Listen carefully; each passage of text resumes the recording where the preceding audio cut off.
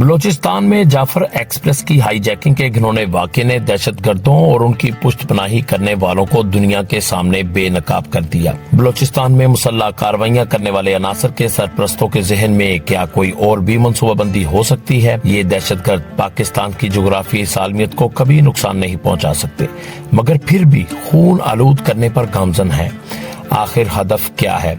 اور یہ تصور کہ ہدف کوئی اور ہے یا ہو سکتا ہے، آپ کیوں سمجھتے ہیں؟ بات واضح ہے کہ کوئی بھی ہوش مند رہنما ایسی کوئی حکمت عملی اختیار نہیں کرتا جو اس کے حامی افراد کو لا حاصل مشقت میں ڈال دے۔ بلوچستان کی تاریخ گواہ ہے کہ حالات کو خراب کر کے اپنے مذموم مقاصد حاصل کرنے کی حکمت عملی اختیار کی جاتی رہی ہے۔ بلوچستان کا اصل مسئلہ لاپتہ افراد کا ہے، جس کو بلوچ علیحدگی پسند تنظیمیں اپنے دہشت گردانہ عزائم کی خاطر ایک عرصے سے ہوا دیتی آئی ہیں۔ بلوچستان میں سیاسی جدوجہد کرنے والی تنظیمیں بھی مختلف دہشت گرد تنظیموں BLA، BLF اور مجید بریگیڈ کی اعلی کار بن بیٹھی ہیں۔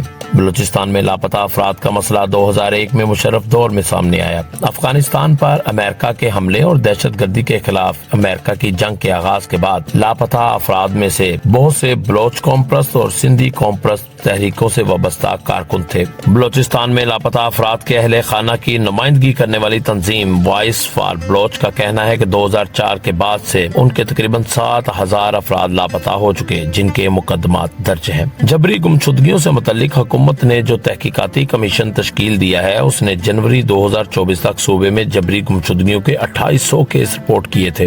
لیکن پاکستان کے عبوری وزیر اعظم انوار الحق کاکڑ نے BBC کو انٹرویو میں دعویٰ کیا تھا کہ صرف 50 کے قریب لاپتہ افراد ہیں۔ انسانی حقوق کے کارکنوں کا دعویٰ ہے کہ پاکستان میں جبری گمشدگیوں کے واقعات میں قانون نافذ کرنے والے ادارے ذمہ دار ہیں، لیکن پاکستان میں قانون نافذ کرنے والے ادارے اس کی تردید کرتے ہیں اور اصرار کرتے ہیں کہ لاپتہ افراد میں سے بہت سے افراد یا تو افغانستان میں TTP اور دیگر تنازع والے علاقوں میں عسکریت پسند تنظیموں میں شامل ہو چکے ہیں، یا وہ یورپ میں غیر قانونی تارکین وطن بننے کے لیے بھاگ گئے ہیں اور راستے میں ہی ہلاک ہو گئے۔ BBC اردو نے کچھ روز پہلے بلوچستان سے لاپتہ ہونے والے افراد کی منتظر خواتین کے حوالے سے ایک رپورٹ شائع کی ہے۔ اس رپورٹ کو آج ہم اپنی ویڈیو میں زیر بحث لائیں گے۔ رپورٹ میں سٹوری کچھ اس انداز سے بیان کی گئی ہے کہ سننے والوں کی روح کانپ اٹھے۔ سائرہ بلوچ 31 اگست 2018 کو لاپتہ ہونے والے محمد آصف کی بہن ہے، جس کی سٹوری کو BBC نے اپنی خصوصی اشاعت میں شامل کیا ہے، جسے ہم اپنے ناظرین کے سامنے پیش کر رہے ہیں۔ سائرہ بلوچ جب بلوچستان کے شہر خزدار کے سرکاری ہسپتال کے مردہ خانے میں پہلی بار پہنچی تو ان کی عمر صرف 15 برس تھی۔ انہیں اندازہ نہیں تھا کہ اس مردہ خانے میں ان کے سامنے پڑی نامعلوم لاشیں کس حالت میں ہوں گی، اور یہ کہ آنے والے برسوں میں یہ منظر ان کی زندگی کا مستقل حصہ بن جائے گا۔ سائرہ بلوچ کہتی ہے کہ جب میں پہلی لاش کی طرف گئی تو اس کی آنکھیں نکال لی گئی تھی، اس کے چہرے اور سینے پر داغ تھے، اس کے دانت بھی نکال لیے گئے تھے اور وہ بالکل بھی پہچانا نہیں جا رہا تھا، اس کے ہاتھ پاؤں جلے ہوئے تھے۔ یہ سن 2019 کی بات ہے جب سائرہ بلوچ اپنے بھائی محمد آصف کی تلاش میں مردہ خانے پہنچی تھی اور انہوں نے اپنی زندگی میں پہلی بار کسی لاش کو اتنی بری حالت میں دیکھا تھا۔ محمد آصف کے لاپتہ ہونے کے اگلے ہی دن پاکستان کے مقامی ذرائع ابلاغ پر سیکیورٹی ذرائع کے حوالے سے ایک خبر نشر ہوئی کہ انسداد دہشت گردی کے ادارے CTD اور سیکیورٹی فورسز نے 2 کارروائیوں میں کوئٹہ کے ہزار گنجی کے علاقے سے 3 جبکہ نوشکی کے علاقے سے کالعدم تنظیم سے تعلق رکھنے والے 11 دہشت گردوں کو گرفتار کر لیا ہے۔ شائع ہونے والی اس خبر میں بتایا گیا تھا کہ نوشکی سے گرفتار کیے گئے دہشت گرد تربیت کے لیے افغانستان جانے کی کوشش کر رہے تھے۔ سائرہ بلوچ اور ان کے اہل خانہ کا دعویٰ ہے کہ اس ویڈیو میں جن افراد کو دکھایا گیا ہے ان میں سے ایک ان کے بھائی محمد آصف بھی تھے، جس کی BBC آزادانہ طور پر تصدیق نہیں کر سکا۔ ہسپتالوں کے مردہ خانے میں پہنچنے والی نامعلوم لاشوں میں اپنے بھائی کی تلاش کرتے کرتے سائرہ بلوچ کو اب لگ بھگ 7 برس بیت چکے ہیں اور آج بھی یہ تلاش نامکمل ہے۔ سائرہ کے مطابق ان کے بھائی کے لاپتہ ہونے کے تقریباً 3 سال بعد یعنی 22 اگست 2021 میں انتہائی تگ و دو کے بعد مقامی پولیس نے اس کے اغوا کا مقدمہ نامعلوم افراد کے خلاف درج کر لیا۔ سائرہ بلوچ کے مطابق مسخ شدہ لاشوں کے بیچ اپنے بھائی کو ڈھونڈنا ایک خوفناک تجربہ تھا جسے بھلانا بہت مشکل تھا۔ مردہ خانے میں پہلی بار لاش دیکھنے کے بعد میں 3 دن تک سو نہیں سکی تھی۔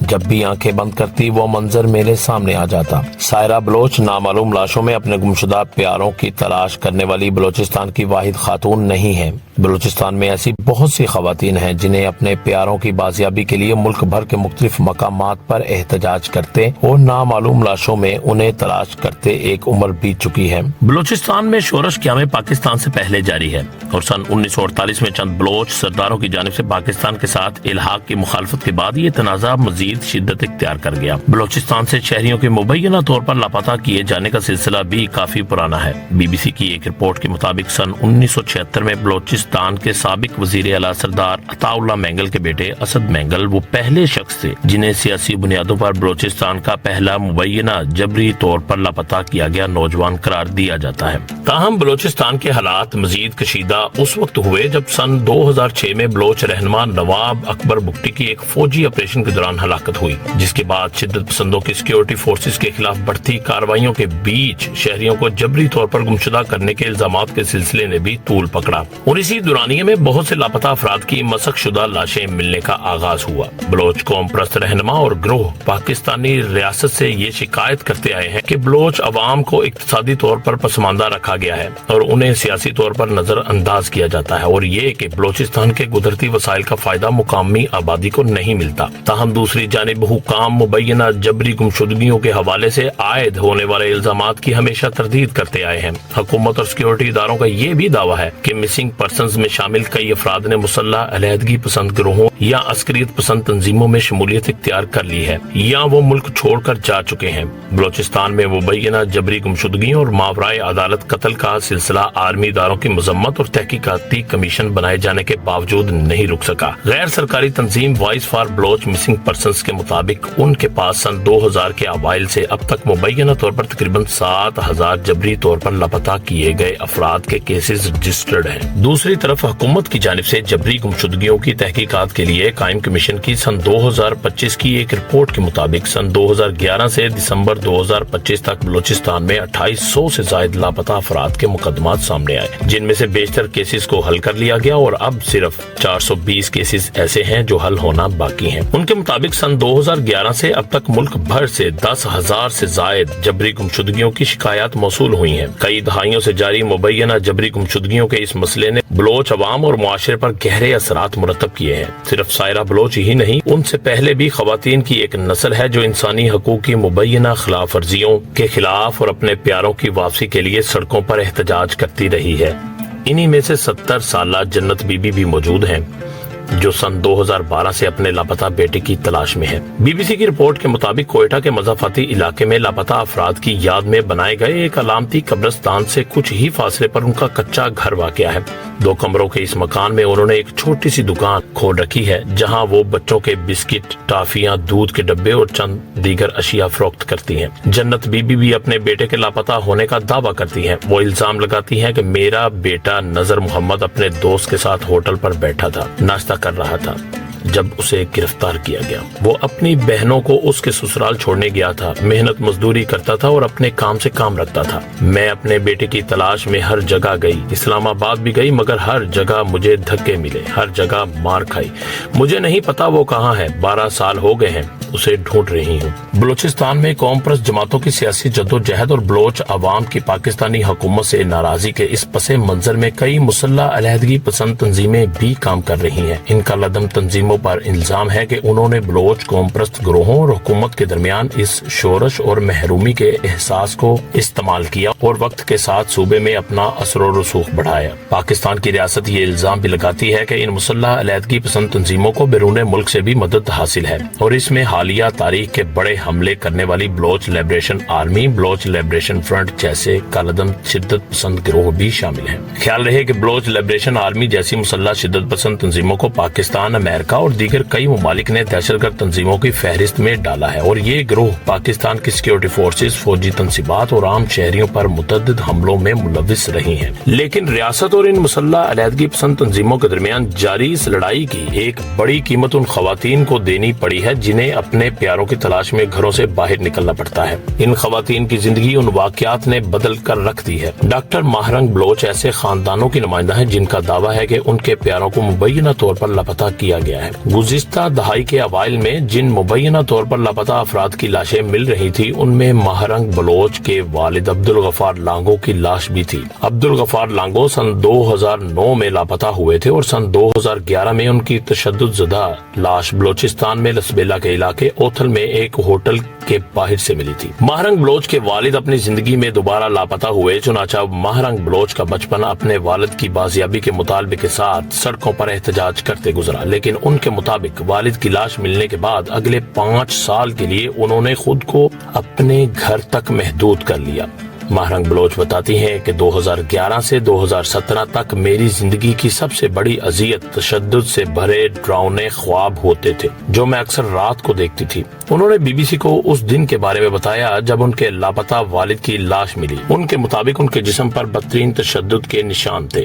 جب میرے والد کی لاش آئی تو اس پر موجود سفید لباس پھٹا ہوا تھا، آدھی قمیض پھٹی ہوئی تھی، ان کی لاش اسی حالت میں پھینکی گئی تھی، وہ ناقابل برداشت تھا۔ بہت تکلیف دہ وہ رات تھی جس کے بارے میں شاید میں نے سوچا تھا کہ اس کی صبح کبھی نہیں آئے گی۔ اس وقت میں نے سوچا کہ اگر میں بھی اپنے والد کے ساتھ مر جاتی تو بہتر ہوتا، کیونکہ اس کی حقیقت کو قبول کرنا ناقابل برداشت تھا۔ اس حقیقت کو تسلیم کرنا دنیا کا سب سے مشکل کام تھا۔ سب سے مشکل یہ تھا کہ وہ اب دنیا میں نہیں رہے، اور دوسرا یہ کہ انہیں بے رحمی سے قتل کیا گیا۔ ماہرنگ کے مطابق سن 2009 سے سن 2011 کے دوران وہ اور ان کے خاندان کے افراد ہسپتالوں اور مردہ خانوں کے چکر لگاتے رہے۔ ہم ہر نئی لاش کی شناخت کے لیے جاتے تھے مگر اسی امید کے ساتھ کہ مرنے والا ہمارا پیارا نہ ہو۔ ماہرنگ بلوچ ہوں یا سائرہ بلوچ یا ان جیسی درجنوں دیگر خواتین، ان کے ساتھ یہ واقعات اس وقت میں پیش آ رہے تھے جب ان کی عمریں کم تھیں اور وہ اسکولوں میں اپنی تعلیم جاری رکھے ہوئے تھیں۔ ڈاکٹر ماہرنگ بلوچ کے مطابق والد کی مبینہ جبری گمشدگی اور ہلاکت کے بعد انہوں نے زندگی کا ایک انتہائی مشکل دور دیکھا، یہاں تک کہ انہیں پرائیویٹ اسکول سے سرکاری اسکول میں شفٹ ہونا پڑا اور اگلے مرحلے میں اعلیٰ تعلیم کے لیے گھر کا سامان فروخت کرنا پڑا۔ ڈاکٹر ماہرنگ بلوچ اس تنازع میں اپنی والدہ کی مثال دیتے ہوئے کہتی ہیں کہ میں نے اپنی والدہ کو بہت تکلیف دہ زندگی گزارتے ہوئے دیکھا ہے، انہیں اس دکھ کو سہتے اور اس سے نمٹتے ہوئے دیکھا ہے۔ مجھے یاد ہے میری میڈیکل کی تعلیم کے دوران میری والدہ نے فیس دینے کے لیے اپنے کپڑے تک بیچ دیے، میڈیکل کے دوسرے سال کی فیس دینے کے لیے جیولری بیچنا پڑی تھی۔ میں آج بھی اپنے اسکول جاتی ہوں، اپنے کالج کی کینٹین میں جاتی ہوں اور ان چیزوں کو آرڈر کرتی ہوں جو میں اس دور میں خریدنا افورڈ نہیں کر سکتی تھی۔ سائرہ بلوچ کہتی ہیں کہ ان کے بھائی کے لاپتہ ہونے کے اس واقعے نے ان کی زندگی کو یکسر بدل کر رکھ دیا ہے۔ میں اعلیٰ تعلیم حاصل کرنا چاہتی تھی، میرا بھائی کہتا تھا تم اسکول میں اچھے نمبر لو، میں تمہیں تعلیم کے لیے کوئٹہ بھیجوں گا۔ مجھے نہیں پتا تھا کہ جب میں پہلی بار کوئٹہ جاؤں گی تو میرے ہاتھ میں اسی بھائی کی تصویر ہوگی جسے اب میں ڈھونڈتی پھرتی ہوں۔ اب میں کالج یونیورسٹی میں تو نہیں جاتی مگر پریس کلب کے باہر اپنے بھائی کی بازیابی کے لیے احتجاج کرنے جاؤں گی۔ وزیر اعلیٰ بلوچستان سردار سرفراز بگٹی کہتے ہیں کہ لاپتہ افراد کا معاملہ ایک مسئلہ نہیں ہے اور نہ ہی وہ یہ سمجھتے ہیں کہ کسی ایک بھی فرد کے لاپتہ ہونے کی کوئی بھی توجیہ پیش کی جا سکتی ہے، تاہم یہ معاملہ ایک منظم پراپیگنڈا ہے۔ بلوچستان کے بچے کے کان میں مسنگ پرسنز ڈالا گیا ہے، یہاں خود ساختہ گمشدگیاں ہیں، پھر یہ کون طے کرے گا کس نے کس کو لاپتہ کیا ہے؟ یہ تو بہت بڑا سوالیہ نشان ہے۔ کیسے اس کو ثابت کیا جا سکتا ہے کہ فلاں شخص لاپتہ ہوا اور اس کو لاپتہ انٹیلیجنس ایجنسیز نے کیا، یا ہماری پولیس نے کیا، یا ہماری ایف سی نے کیا، یا میں نے کیا، یا آپ نے کیا؟ وزیر اعلیٰ بلوچستان نے کہا کہ جبری گمشدگیوں کے لیے ایک کمیشن بنایا گیا ہے جو پچھلے 15 سال سے کام کر رہا ہے۔ اس کمیشن نے 80% کیسز حل کر لیے ہیں جو کہ ایک اچھا رزلٹ ہے۔ انہوں نے درخواست کی کہ پلیز آپ جائیں اور ان ماؤں سے ملیں جن کے بیٹوں کو ان فراری تنظیموں نے اغوا کیا ہوا ہے۔ انہوں نے مزید کہا کہ اس لاپتہ افراد کے معاملے کو پروپیگنڈا ٹول بنا کر ریاست کے خلاف استعمال نہیں کرنا چاہیے، یہ جینون ایشو ہے، اس کو حل کرنا چاہیے اور ہم اپنی طرف سے پوری کوشش کریں گے کہ اس کو اسی کمیشن کے ذریعے حل کریں جو پہلے ہی ریاست پاکستان اور حکومت نے قائم کیا ہوا ہے۔ D G I S P R lieutenant general Ahmed Sharif کا کہنا تھا کہ اس معاملے میں ایک کمیشن بنا ہوا ہے جو کہ 2011 سے کام کر رہا ہے۔ اس کمیشن کے پاس مجموعی طور پر 10,405 کیسز لائے گئے جن میں سے 8,144 کیسز حل ہو چکے ہیں جبکہ 2,261 کیسز پر تفتیش جاری ہے۔ انہوں نے مزید بتایا کہ بلوچستان سے اس کمیشن میں مجموعی طور پر 2,911 کیسز رپورٹ کیے گئے ہیں جن میں سے صرف 452 حل طلب ہیں۔ ریاست ایک منظم طریقے سے مسنگ پرسنز کے مسئلے کو حل کر رہی ہے۔ ان کا کہنا تھا تاہم ریاست کی طرف سے بھی کچھ سوالات بنتے ہیں۔ سوال یہ ہے کہ جو بی ایل اے ہے جو دہشت گردانہ کارروائیوں میں ملوث ہے، اس کے ارکان کی لسٹ کہاں ہے؟ وہ کون لوگ ہیں؟ کیا وہ مسنگ پرسنز نہیں ہیں؟ لانچز میں مرنے والے کیا مسنگ پرسنز نہیں؟ کراچی میں فٹ پاتھوں سے ملنے والی سینکڑوں सैकड़ों नहीं हजारों लाशों को दफन किया जाता है। क्या वो मिसिंग पर्सन्स नहीं है? अमेरिका में, बरतानिया में, इंडिया में कहाँ नहीं है मिसिंग पर्सन्स? मगर दुनिया के किस मुल्क में ऐसा होता है कि मिसिंग पर्सन्स के मामले को लेकर अपने मुल्क के इदारों और अफवाज पर चढ़ दौड़ा जाए? इस तरह एक बयानिया बनाया जाता है। आप लोग इस बयानी को समझें कि ये कहां से आता है और किसके लिए बनाया जाता है। मगर अदादो शुमार और हुकूमती दावों के इस खेल के बीच वो खवातीन हैं जो अपने प्यारों की वापसी की जंग लड़ती ही चली आ रही हैं और उनकी क़यादत अब डॉक्टर महरंग बलोच के हाथ में है। उन्होंने मुबैना जबरी गुमशुदगियों मावराए अदालत कत्ल के खिलाफ बलोच यकजहती कमेटी की बुनियाद रखी और इसके बाद सन 2023 में तुरबत से इस्लामाबाद तक लॉन्ग मार्च किया। इस मार्च में खवातीन की एक बड़ी तादाद ने शिरकत की थी। डॉक्टर महरंग बलोच बताती हैं कि उन्होंने बाकायदा तौर पर उस वक्त बाहर निकलने का फैसला किया जब उनके भाई को सन 2011 में 3 माह के लिए जबरी तौर पर गुमशुदा किया गया। वो कहती हैं कि उनकी तहरीक का मकसद बलूचिस्तान से मुबैना जबरी गुमशुदगियों और मावराए अदालत कत्ल का मुकम्मल खात्मा है।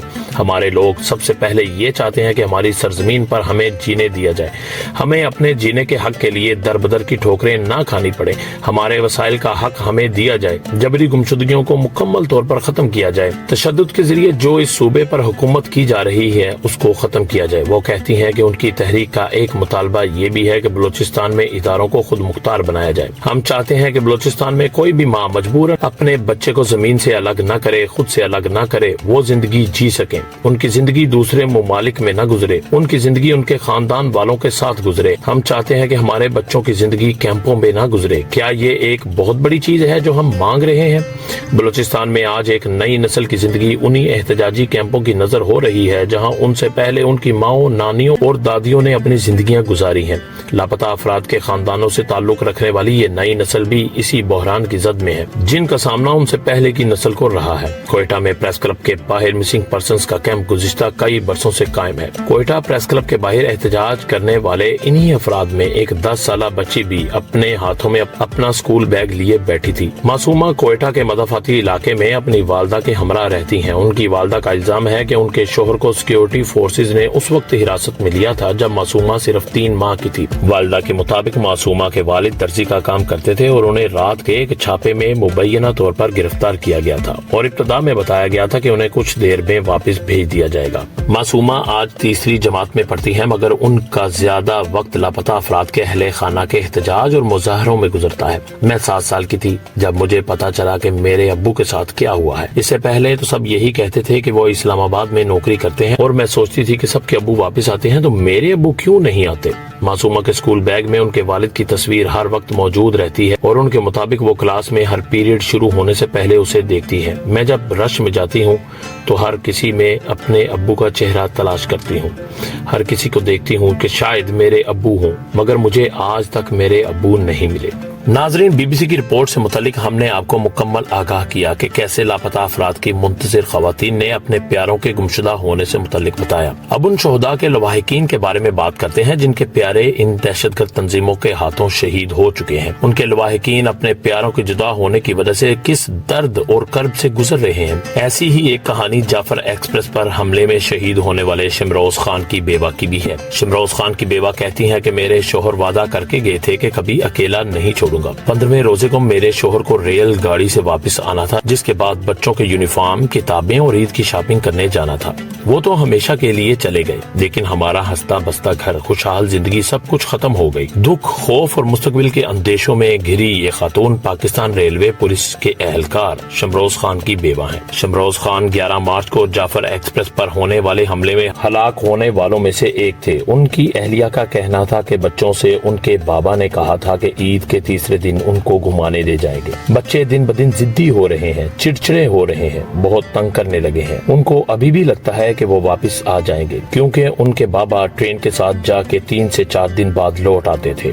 दहशतगर्द तंजीमों के हाथों मारे जाने वालों के बारे में उन लापता अफराद की खवातीन ने कभी कोई बयान नहीं दिया। क्या उनकी तरफ से कभी कोई मजम्मत की गई जिनके प्यारे जो दहशतगर्द तंजीमों के हाथों शहीद हुए? बलोच यकजहती कमेटी की सरबराह डॉक्टर महरंग बलोच ने क्या कभी इन दहशतगर्द तंजीमों سے لا تعلقی کا اظہار کیا؟ کیا کبھی ان شہداء کے لواحقین کے پاس اظہار تعزیت کے لیے گئیں؟ یقیناً آپ نے ایسا کبھی نہیں سنا ہوگا۔ دہشت گرد تنظیمیں جن کا ہدف معصوم لوگ، سیکورٹی فورسز اور فوجی تنصیبات ہیں، BLA اور اس جیسی کئی دہشت گرد تنظیموں نے حملے میں کتنے ہی فوجی اہلکاروں اور معصوم لوگوں کو نشانہ بنایا اور اہلکاروں اور معصوم لوگوں کو شہید کر دیا۔ پنجاب سے بلوچستان روزگار کی تلاش میں جانے والے کئی معصوم شہری جن کو بسوں سے اتار کر ان کے شناختی کارڈ دیکھ کر موت کی ابدی نیند سلا دیا گیا، کیا ان کے بارے میں اس لاپتہ افراد کی منتظر خواتین نے کبھی کوئی مذمت کی؟ کیا ان دہشت گرد تنظیموں سے لا تعلقی کا اظہار کیا کہ ہمارا ان دہشت گرد تنظیموں کے ساتھ کوئی تعلق نہیں؟ ان کے اس رویے سے کیا یہ ظاہر نہیں ہوتا کہ کئی ایسی لاپتہ افراد کی منتظر خواتین اپنے پیاروں کے غم میں BLA اور ایسی کئی دہشت گرد تنظیموں کی آلائے کار بن بیٹھی ہیں؟ یہ دہشت گرد تنظیمیں اپنے بیرونی آقاؤں کی مدد سے بلوچستان میں ایسے حالات پیدا کرنے کی کوشش کر رہی ہیں کہ بلوچستان میں پاکستان کے کسی بھی صوبے سے لوگ آتے ہوئے 100 مرتبہ سوچیں۔ کیا ان دہشت گرد تنظیموں میں موجود لوگوں کے بارے میں آپ نے کبھی کوئی لسٹ دیکھی ہے کہ کون کون سے لوگ اس میں شامل ہیں؟ کیا اس تنظیم میں موجود لوگ وہ نہیں ہو سکتے جن کے بارے میں لاپتہ افراد کی منتظر خواتین دعویٰ کرتی ہیں کہ وہ مسنگ پرسنز ہیں؟ جن کو مسنگ پرسنز کہا جا رہا ہے، کیا وہ بیرون ملک تو لاپتہ نہیں جن کے نام پر بلوچستان کے حالات کو خراب کیا جا رہا ہے؟ کیا وہ لاپتہ افراد جن کی رہائی کا مطالبہ کیا جا رہا ہے وہ ان دہشت گردوں کے کیمپوں میں تو موجود نہیں؟ یہ کون طے کرے گا؟ یہ بہت بڑا سوال ہے۔ اس کا جواب شاید آپ بلوچ یکجہتی کمیٹی کے اس اقدام سے لگا سکیں جس میں انہوں نے جعفر ایکسپریس کے ہلاک شدہ دہشت گردوں کے حق میں احتجاج کیا ہے اور بدھ کے روز بلوچستان کے صوبائی دارالحکومت کوئٹہ میں واقع سول ہسپتال سے مظاہرین 5 مبینہ خودکش حملہ آوروں کی لاشیں زبردستی لے کر چلے گئے۔ پولیس سرجن سول ہسپتال ڈاکٹر عائشہ فیض نے بتایا کہ مشتعل مظاہرین نے سول ہسپتال کے مردہ خانے پر حملہ کیا اور مرکزی دروازے کا تالا توڑ کر 5 خودکش حملہ آوروں کی لاشیں زبردستی لے کر چلے گئے۔ ان خودکش حملہ آوروں کی لاشوں میں جعفر ایکسپریس میں ملوث 4 خودکش حملہ آور جبکہ کلات میں سیکورٹی فورسز پر خودکش خاتون حملہ آور کی لاش بھی شامل تھی۔ لاشوں کو پوسٹ مارٹم کے لیے سول ہسپتال منتقل کیا گیا تھا۔ بلوچ یکجہتی کمیٹی کے رہنما بیبرک بلوچ نے بتایا کہ چند روز قبل 33 لاشیں سول ہسپتال لائی گئی تھی جس پر لاپتہ افراد کے لواحقین کو یہ خدشہ تھا کہ ان لاشوں میں لاپتہ افراد کی لاشیں بھی ہو سکتی ہیں۔ اس دوران لواحقین نے ہسپتال انتظامیہ سے لاشوں کو دیکھنے کا مطالبہ کیا جس پر ہسپتال انتظامیہ کی جانب سے تعاون نہیں کیا گیا۔ چند مظاہرین نے مردہ خانے سے 5 سے 6 کے قریب لاشوں کو نکال لیا۔ لواحقین 2 لاشیں اپنے آبائی علاقوں کو لے جانے میں کامیاب رہے جبکہ 3 سے 4 لاشوں کو پولیس نے واپس لے لیا۔ کمشنر کوئٹہ نے الزام عائد کیا ہے کہ بلوچ یکجہتی کمیٹی کے ہمراہ موجود گنڈوں کی فائرنگ سے کوئٹہ میں 3 افراد ہلاک ہوئے۔ جعفر ایکسپریس کے ہلاک شدہ دہشت گردوں کے حق میں BYC کے احتجاج کے دوران پرتشدد مظاہرین نے پولیس پر پتھراؤ کیا اور فائرنگ کی۔ بیان میں بتایا گیا کہ BYC قائدین کے ساتھ موجود مسلح گنڈوں کی فائرنگ سے 3 افراد ہلاک ہوئے۔ تاہم بلوچ یکجہتی کمیٹی کی قیادت نے ان لاشوں کو اسپتال سے اٹھا کر احتجاجی دھرنا دیا تاکہ ان کا طبی معائنہ نہ ہو سکے۔ کمشنر کوئٹہ کے بیان کے مطابق واضح رہے کہ BYC رہنماؤں کے ساتھ موجود مسلح افراد کی فائرنگ سے 2 مزدور اور 1 افغان شہری فائرنگ کی زد میں آ کر چل بسے۔ بلوچ یکجہتی کمیٹی نے لاشیں دینے سے انکار اس لیے کیا کہ ان 3 افراد پر فائرنگ BYC کے مسلح گنڈوں پر ثابت ہونا تھی۔ بیان میں کہا گیا ہے کہ BYC کی قیادت نے اپنے جرم پر پردہ ڈالنے کے لیے غیر ضروری احتجاج کیا۔ بلوچ یکجہتی کمیٹی جعفر ایکسپریس اور بلوچستان میں ہونے والے دہشت گرد حملوں میں ملوث ملزموں کے حق میں ہے کے خلاف ہے۔ اب فیصلہ آپ کے ہاتھ میں ہے۔ ہم بلوچستان سے لاپتہ ہونے والے ہر فرد کی مذمت کرتے ہیں اور مطالبہ کرتے ہیں کہ وہ جہاں بھی ہیں انہیں واپس اپنے پیاروں کے پاس ہونا چاہیے، لیکن آئے روز دہشت گرد تنظیموں کے ہاتھوں پاک فوج اور معصوم لوگوں کے قتل کا حساب کون دے گا؟ بسوں سے اتار کر معصوم لوگوں کو گولیاں مار کر بلوچستان میں امن قائم نہیں کیا جا سکتا۔ لاپتہ افراد کی منتظر خواتین کو کھل کر ان دہشت گرد تنظیموں سے لا تعلقی کا اعلان کرنا پڑے گا اور حکومت کے ساتھ مل کر کھڑا ہونے کا یقین دلانا ہوگا۔ پھر ہی ہم ان دہشت گرد تنظیموں جن میں BLA اور دیگر دہشت گرد تنظیمیں شامل ہیں ان کے دہشت گردانہ عزائم کو خاک میں ملا سکتے ہیں۔ بیرون ملک بیٹھا دشمن اور خاص طور پر ہمسایہ ملک بھارت کبھی نہیں چاہے گا کہ بلوچستان میں امن قائم ہو۔ اس کے لیے ہمیں متحد ہونا پڑے گا کیونکہ دشمن کو مل کر ہی شکست دی جا سکتی ہے۔ پاکستان کلمے کی بنیاد پر بنا ہے۔ حکومت اور پاک فوج نے پاکستان کے دفاع کی قسم کھا رکھی ہے۔ بلوچ یکجہتی کمیٹی کی سربراہ مہرنگ بلوچ ہو یا کوئی دوسری بلوچستان کی آزادی کی تحریک، جب تک وہ ریاست پاکستان کے سامنے سر تسلیم خم نہیں کرے گی کبھی کامیاب نہیں ہو سکتی۔ ریاست کے اندر ریاست بنانے کا خواب صرف دشمن کا ہی ہو سکتا ہے، کسی محب وطن تنظیم کا نہیں۔ ریاست میں موجود غدار کبھی نہ کبھی آشکار ہو جاتے ہیں اور ان کا انجام صرف موت ہوتا ہے۔ تاریخ میں انہیں سنہری نہیں سیاہ حروف میں لکھا جاتا ہے۔